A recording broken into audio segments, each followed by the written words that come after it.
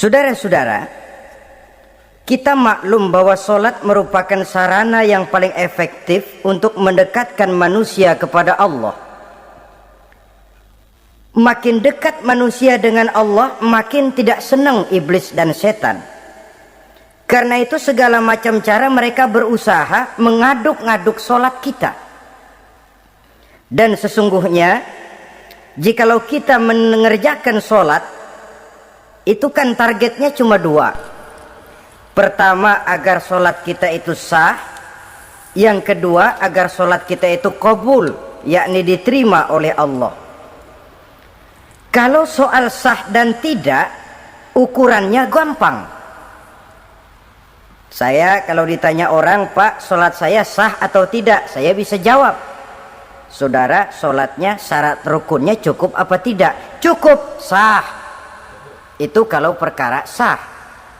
Tapi kalau sudah perkara qabul, Pak, sholat saya diterima atau tidak oleh Allah, ini saya tidak bisa jawab.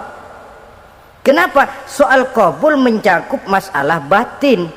Cuma ukuran logikanya, kalau syarat rukun cukup, insya Allah qabul. Saudara-saudara kaum muslimin rahimakumullah. Oleh karenanya, pada saat kita sholat, iblis, setan datang dari segala macam penjuru supaya kita kehilangan rasa khusyuk. Apalagi kalau kita jadi imam yang gerak kita, bacaan kita dilihat, didengar, disaksikan oleh orang banyak. Digodanya gerakan kita, dibolak-baliknya hati kita, supaya di dalam sholat itu banyak yang kita ingat, hal-hal yang tidak ada hubungannya dengan sholat. Kadang-kadang belum sholat kita ribut nyari pulpen, nggak ketemu. Begitu takbir ingat pulpen di atas lemari. Mulai goncang lagi niat kita sholat. Kadang-kadang kalau hati tidak bisa dipermainkan, iblis berbisik lagi.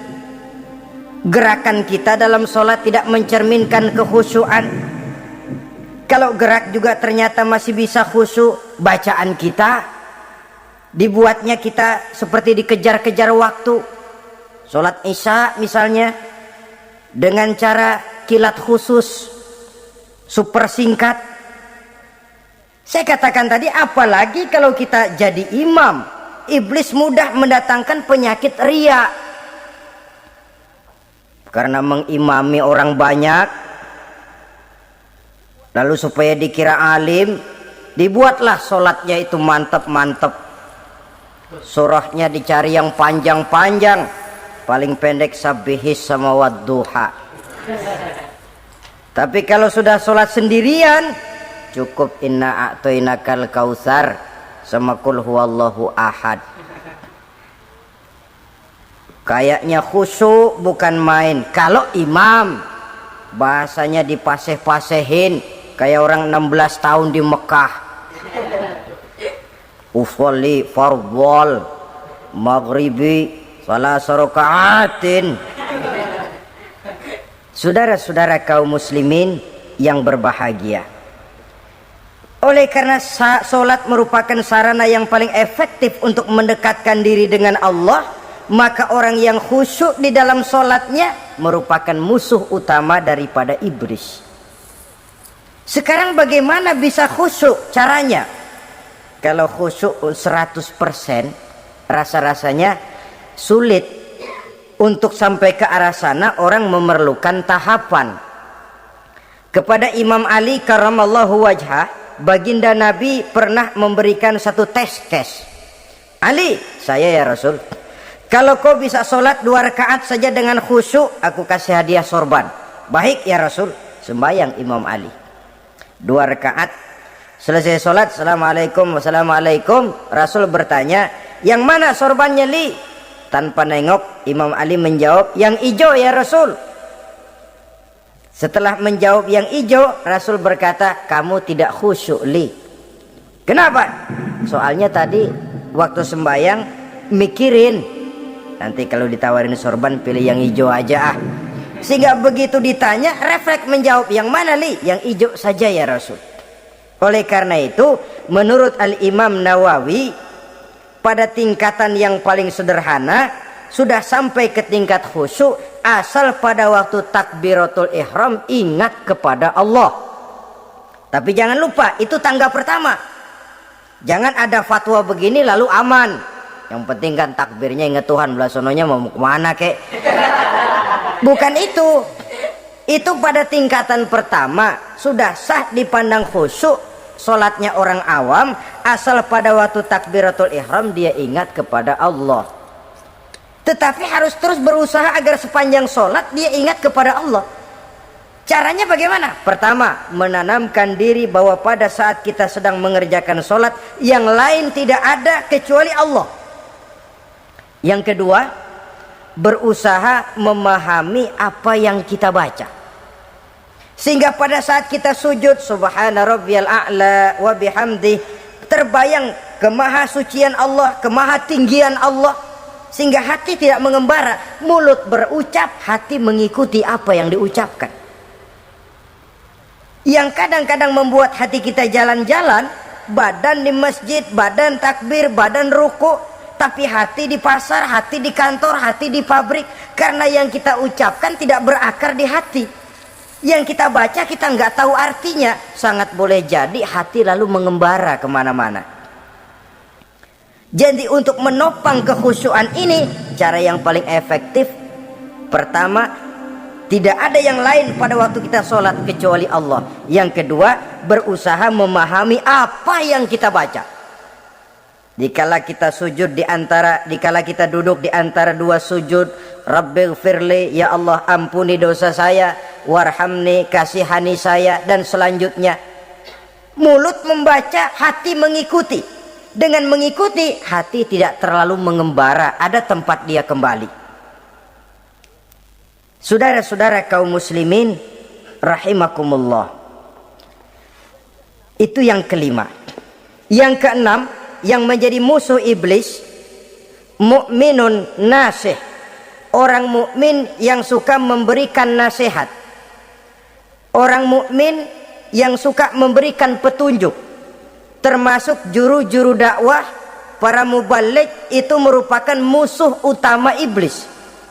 Kenapa? Tiap hari iblis kampanye, tiap hari iblis mengajak dengan segala macam cara yang kalau perlu dia berikan kamuflase, dia berikan fata morgana, kalau perlu yang haram dia bungkus dengan merek halal, kalau perlu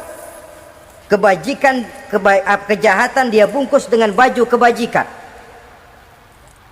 Istilahnya racun diberi merek madu. Dan itu wajar. Cuma kita tentu harus punya filter, daya saring positif agar tidak salah pilih. Karena iblis ini pintar betul.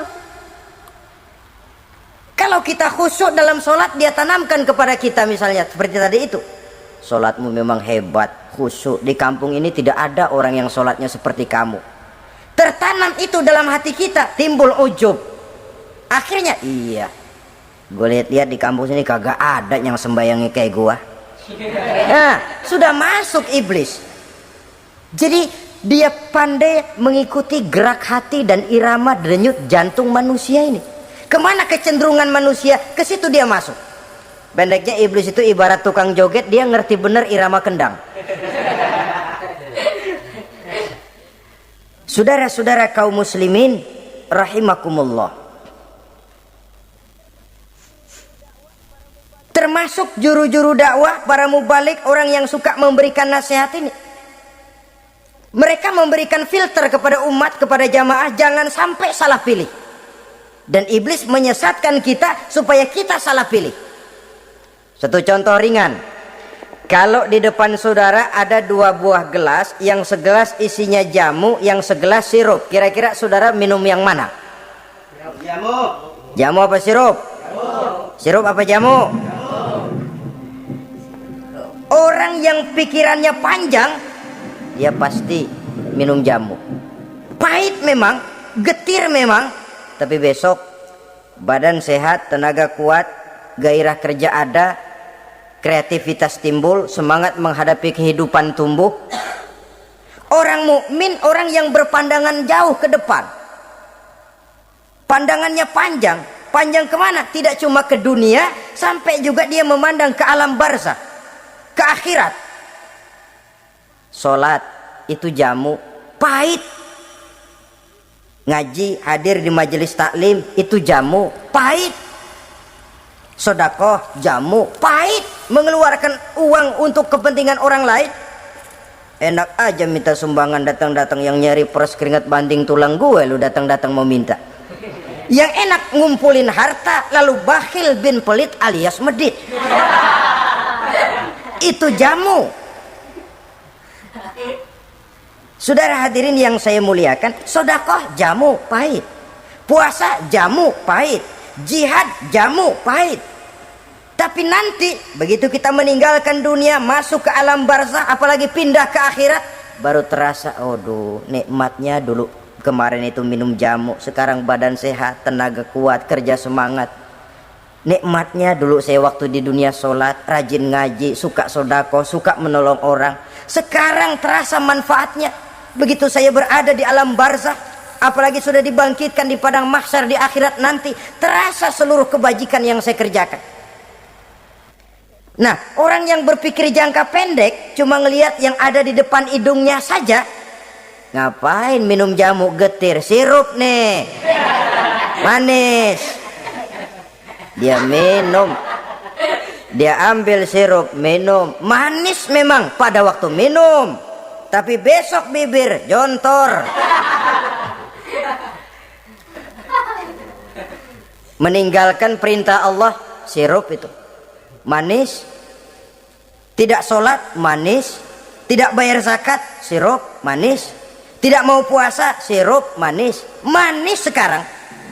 Tapi nanti besok begitu masuk ke alam barzakh, begitu dibangkitkan di padang mahsyar di akhirat nanti, merintih kita menahan penyesalan yang sudah tidak ada artinya lagi.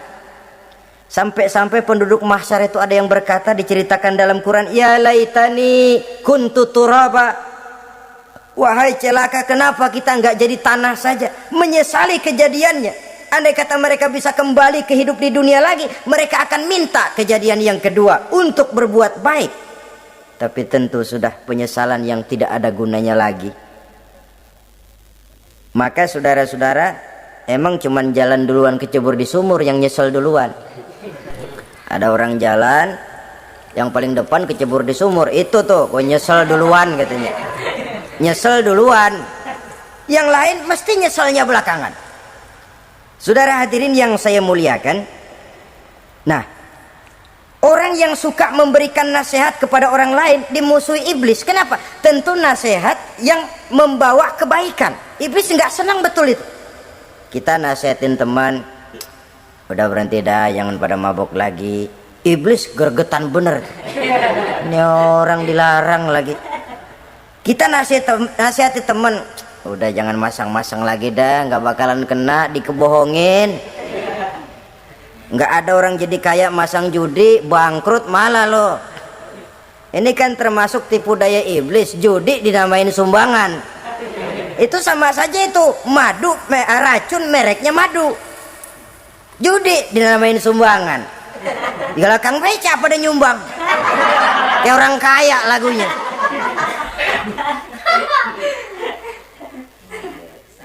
Saudara-saudara kaum muslimin rahimakumullah, adalah kewajiban kita memang untuk tawasau bil haq, saling nasihat menasihati. Setiap kita juru dakwah, setiap kita wajib menyampaikan apa yang sudah kita tahu kepada orang yang belum atau kurang tahu.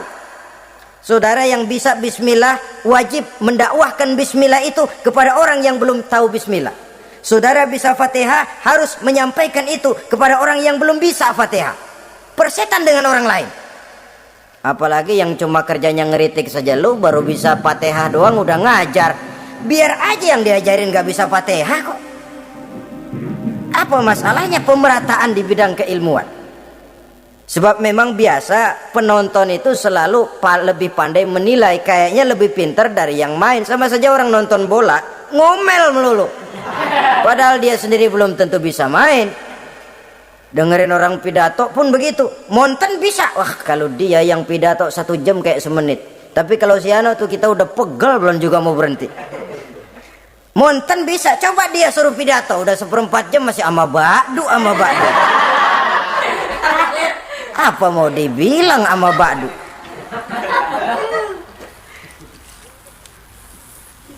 Yang ketujuh, yang menjadi musuhnya iblis, taibun sabitun ala taubatihi, orang yang bertaubat dan tetap di atas taubatnya. Secara jujur, tidak ada manusia yang tidak punya salah, dan orang yang baik memang bukan orang yang tidak punya salah, karena tidak ada orang yang tidak punya salah. Orang yang baik adalah orang yang apabila melakukan kesalahan dia segera sadar, dijadikannya itu sebagai pelajaran untuk tidak diulanginya lagi pada masa yang akan datang. Biasanya kita menghakimi orang pintar, kita nggak merasa bahwa kita juga punya kesalahan. Kalau kita ngelihat maling ayam kita teriak, padahal kita nyolong kambing.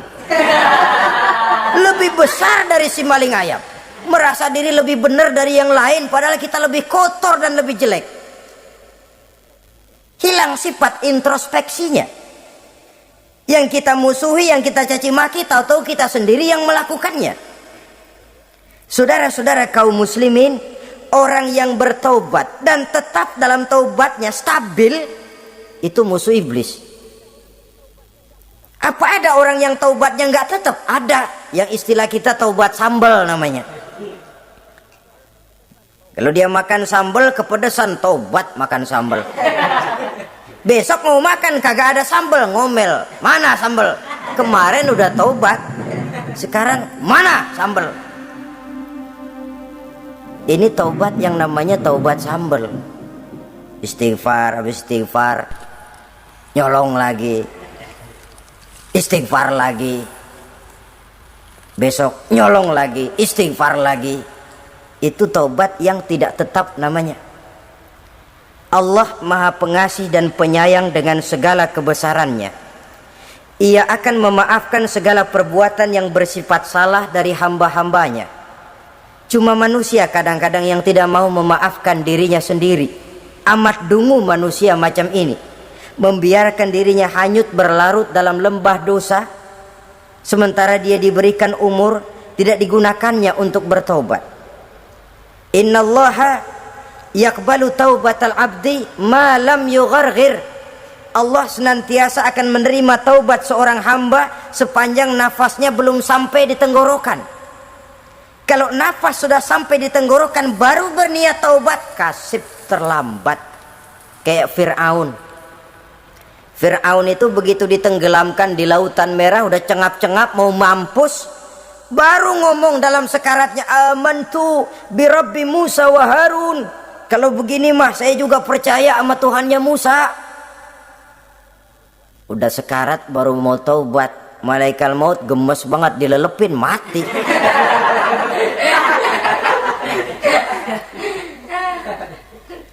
Nah, kepada adik-adik remaja biasanya kalau sudah bicara taubat, pikiran kita, taubat mah urusan 70 tahun ke atas, kita masih lama ini. Sebenarnya tidak. Masalah taubat adalah masalah salah dan dosa.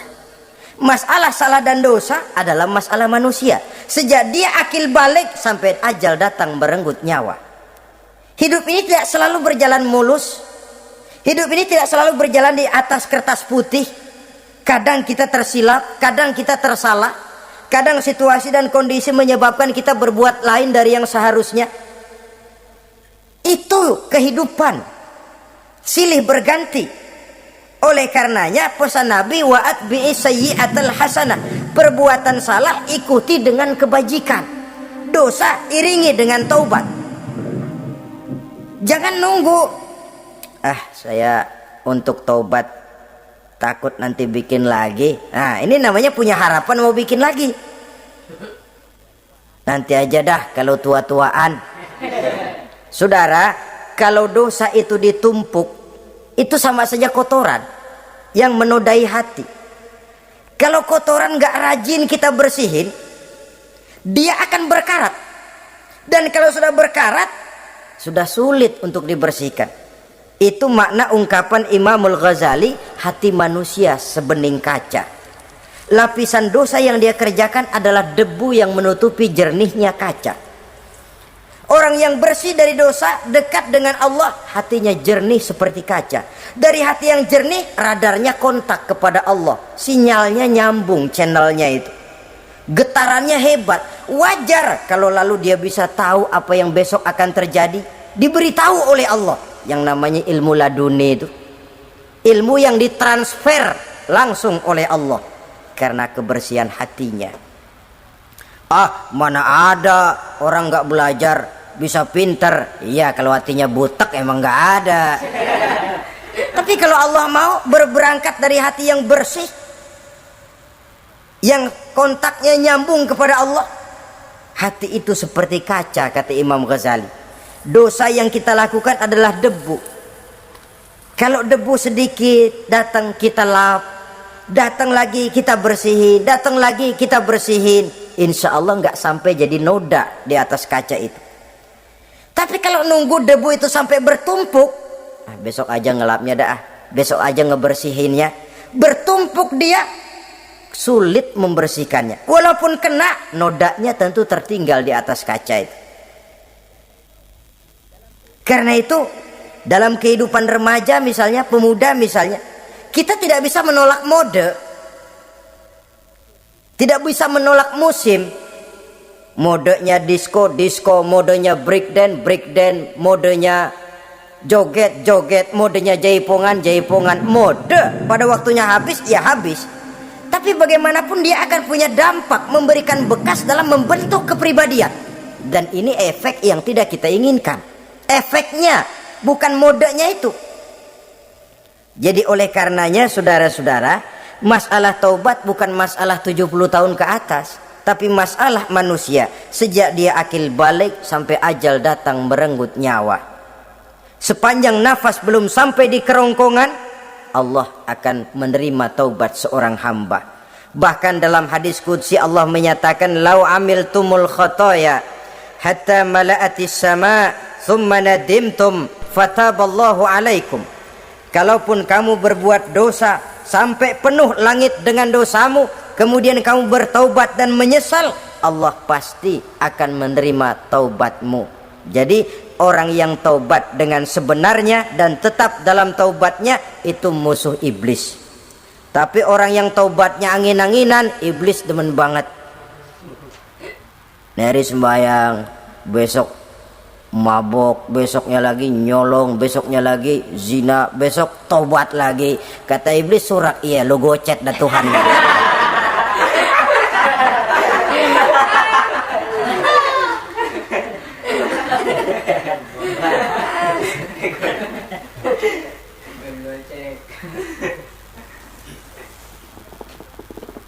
Selanjutnya yang ke-8, musuh iblis, musuh setan, mukminun yudawi mu'alat taharah.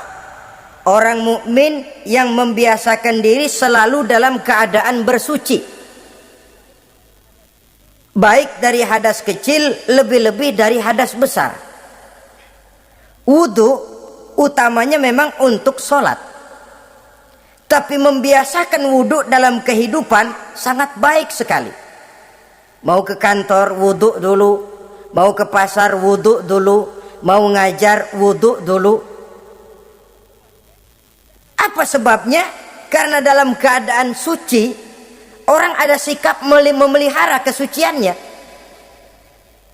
Kalau kita naik PPD pagi-pagi gelantungan, kalau punya wudu, hati-hati, kesenggol perempuan juga sayang sama wudu. Tapi kalau nggak punya wudu, jangan kesenggol, kita nyeruduk. Ada semacam sikap apik di dalam kehidupan ini. Karena itu biasakan wudu untuk menjaga kebersihan diri, kebersihan zahir, kebersihan batin, belum lagi kemanfaatan di akhirat. Sebab kata Nabi, inna ummati ya'tuna yaumal qiyamah ghurran muhajjalin min asharil wudu. Umatku di akhirat nanti akan datang menghadap Allah dengan muka berseri-seri, bersinar-sinar dari sebab sering wudu. Sehingga tidak usah mengaku pun Rasul akan memanggil karena muka yang sering tersentuh air wudu ini. Mu'minun yudawimu alat toharah. Orang mukmin yang selalu membiasakan diri berada dalam keadaan suci, berwudu. Kita lihat ajaran wudu ya. Dari sejak bacaan-bacaannya saja itu sudah membawa manfaat. Lalu dari segi bahwa kita manusia sering tersilap melakukan dosa-dosa kecil. Dosa-dosa kecil itu oleh air wudhu dia rontok. Tangan kita suka colak-colek. Pada saat membasuh dua tangan, Allahumma inni as'alukal yumna wal barakah wa a'udzubika minasyu'mi wal halakah. Dosa yang ada di tangan itu rontok. Mata kita suka pelatat-pelotot, nggak karu-karuan. Pada saat membasuh muka, nawaitu raf'al hadasil asghar. Dosa yang ada di mata rontok. Dari segi pembersihan batin. Belum lagi dari segi pembersihan zahir. Sehari semalam kalau 5 kali saja kita terkena air wudhu, itu sudah menjaga kesehatan dan kebersihan. Saudara-saudara kaum muslimin rahimakumullah. Yang kesembilan, orang yang menjadi musuh iblis yaitu mutawarra'un anil haram. Orang yang memelihara diri dari yang diharamkan oleh Allah. Terpelihara dirinya, terpelihara yang dimakannya, yang diminumnya dari jenis-jenis yang haram, baik sedikit maupun banyak. Jangan cuma teriak haram waktu sedikit tapi giliran banyak halal. Sama saja orang dikasih tahu. Itu ada cerita anak-anak, Pak Haji punya anak main judi, dikasih tahu, Pak, anak bapak main judi, astagfirullah katanya. Tapi menang Pak, alhamdulillah.